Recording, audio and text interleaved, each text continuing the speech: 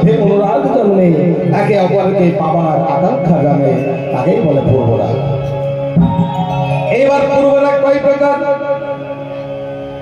পূর্বরাগ কয় প্রকার? না, পূর্বরাগ হলো 3 প্রকার।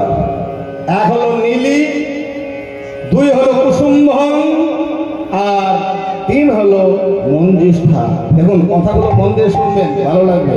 আর এই কথাগুলো যদি মন দিয়ে না শোনেন না, মনে মনে বাপের বেটা বক করছে, লীলাই আসছে না কেন, এটা না বলে লীলাই গেলে কেউ বুঝতে পারবে না। নীলি, কুসুম্ভং, মঞ্জিষ্ঠা পূর্বরাগের 3টি দশা। প্রথম দশা, দ্বিতীয় দশা, তৃতীয় দশা।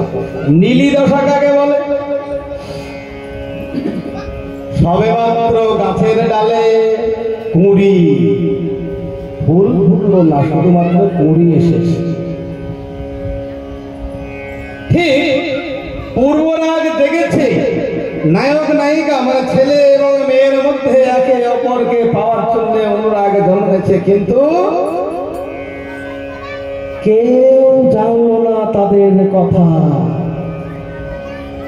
এটা হলো প্রথম দশা বা নীলি দশা, নীলি।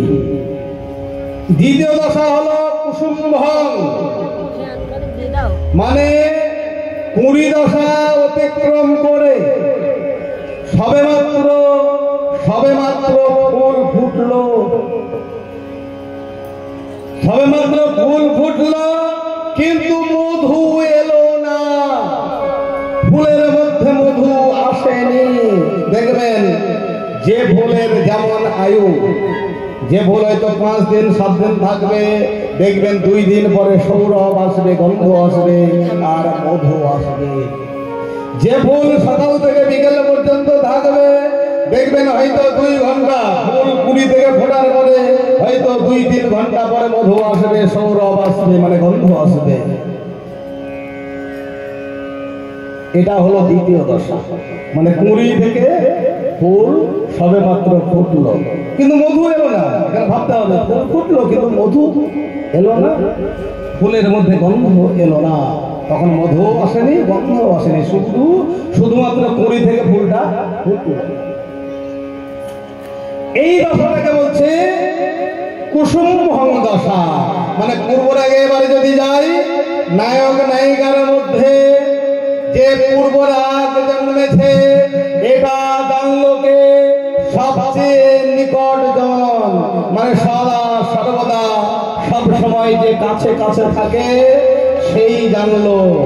হয় ভাই হোক, বন্ধু হোক, মাসি হোক, পিসি হোক, যে কেউ সব সময় যে কাছে থাকে, শুধুমাত্র সেই জানতে পারলো।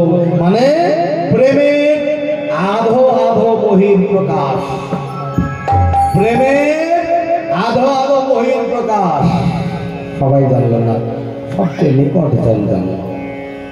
এটাকে বলছে কুসুম্ভং দশা বা দ্বিতীয় দশা। তৃতীয় দশা কি?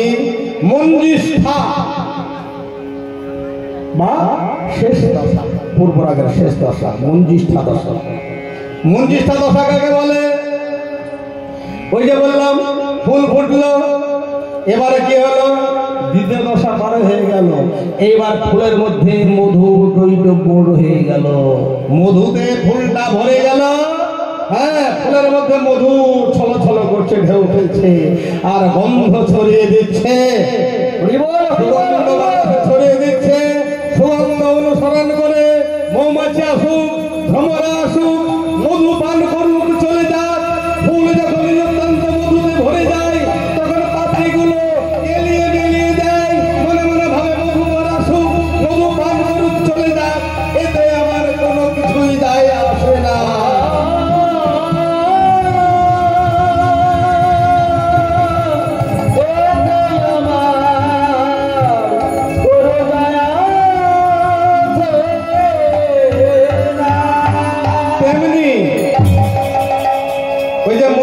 দশা মানে ফুলে একেবারে মধু ভরে গিয়েছে, যখন দেখবেন গন্ধ দেয়, প্রচুর গন্ধ চলে যায়, মৌমাছিরা আসে, একেবারে মধু পান করে চলে যায়। ফুলের পাপড়িটা দেখবেন সম্পূর্ণ পাপড়িটাকে একবারে উল্টে নেয়, সম্পূর্ণ চারিদিকে উল্টে পড়ে।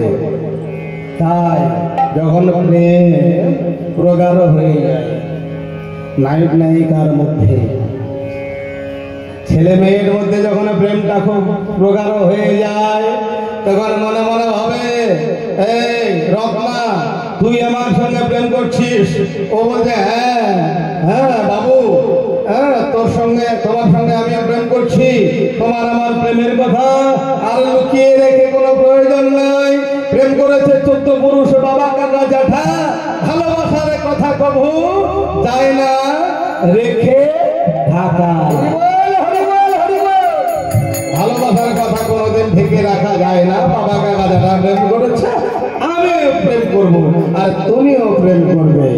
চুটিয়ে করেছে প্রেম জগতে রাধা আর শ্রীকৃষ্ণ দুইজনে, তাদের হারিয়ে দেব আমরা, বলে না একটা গান নাই? তাই যখন দেখবে একেবারে প্রগাঢ় হয়ে যায় তখন নায়ক নায়িকা রকে বসে, ঢকে বসে, স্টেশনে বসে, দেখবেন স্কুলের বারান্দায় বসে, মন্দিরের বারান্দায় বসে, হ্যাঁ পাশের মাথায় বসে চুটিয়ে প্রেম করে। সেদিন মনে মনে ভাবে আমরা প্রেম করেছি আর কাউকে মানব না। বন্ধু আসুক, পাড়া প্রতিবেশী আসুক, বাবা আসুক, কাকা আসুক, হ্যাঁ গ্রামের লোক সবাই দেখুক, আমরা আর কাউকে পরোয়া করে না, ডোন্ট কেয়ার, হ্যাঁ চুটিয়ে প্রেম করে। এটাকে বলছে কি না মনজিষ্ঠা দশা। এবারে দেখুন পূর্বরাগ হয় কেমন করে? শ্রবণে হয়, দর্শনে হয়, যে শ্লোকটাই বললাম, শ্রবণে হয়, দর্শনে হয়। আমার মহাজন বললেন কি, শ্রবণন্ত ভবতত্র দুধবন্তে সখী মুখা ইন্দ্রজাল তচ্চিত্রিত সাক্ষাৎ সত্রিত দর্শনং। দুধবন্দি এবং সখী তিনজনের মুখে শ্রবণে অনুরাগ হয়, আর ইন্দ্রজালের মধ্যে, ম্যাজিকের মধ্যে, চিত্রের মধ্যে সাক্ষাৎ দর্শন করে এবং স্বপ্নের মধ্যে দর্শন করে পূর্বরাগ জন্মে। পূর্বরাগ কার আগে জন্মে? ওমা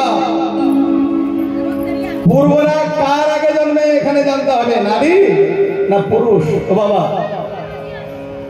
পূর্বরাগ জন্মে আগে কার? আগে জন্মে নারীর মনের মধ্যে। আদৌ বাচ্চা স্ত্রী ও রাগ ও পুরুষ পশ্চাতে দিঙ্গিতে। নারীদের মনের মধ্যে যদি অনুরাগ না জন্মে, প্রেম না জন্মে, তাহলে কিন্তু কোন পুরুষ তাকে পেতে পারে না, তারা মহামিলনের মিলন মেলায় পৌঁছাতে পারে না।